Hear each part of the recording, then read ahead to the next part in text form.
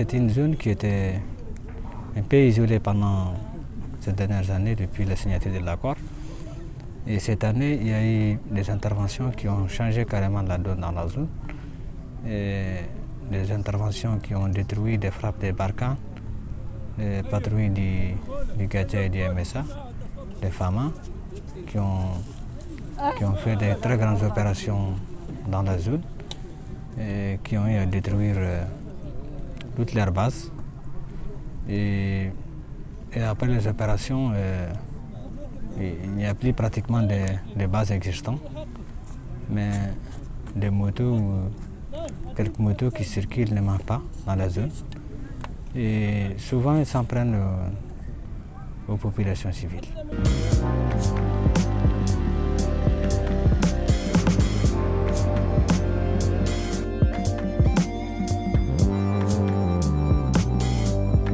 Il y a, disons, une situation d'insécurité ou de criminalité dans la ville de Ménaka, ouais, qui est très challenging, ouais, mais qui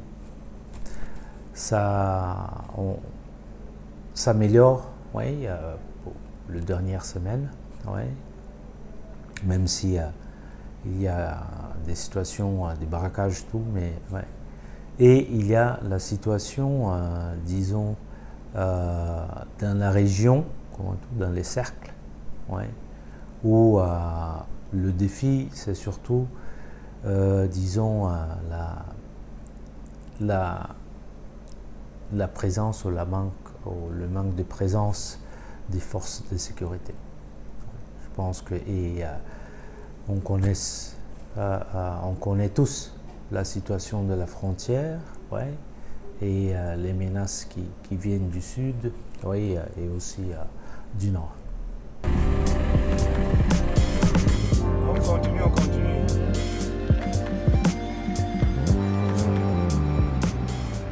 À toute heure, nous sortons.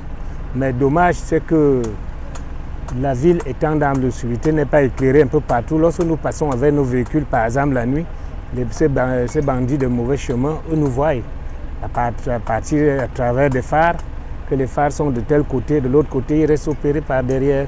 Et le problème que nous en avons ici-bas, c'est que ici, à Ménaka plus précisément, c'est que les gens ont peur, la population a encore peur de dénoncer ces bandits de grand chemin. De peur. Ils ont peur pourquoi? La justice n'existe pas. La justice n'existe pas. Lorsqu'ils dénoncent, lorsque le bandit sait que vous m'avez dénoncé, allez, vous êtes mort. Même si tu vois quelqu'un, tu n'oses même pas de le déclarer. Parce que si tu le déclares, tu me déclares présentement, je fais le demi-tour et je te tue sur le champ. Il n'y a rien là-dedans. Il y a deux aspects qu'il faut voir. Sinon, nous en tant que les artisans, nous on travaille même pas. Notre intérêt, c'est de calmer.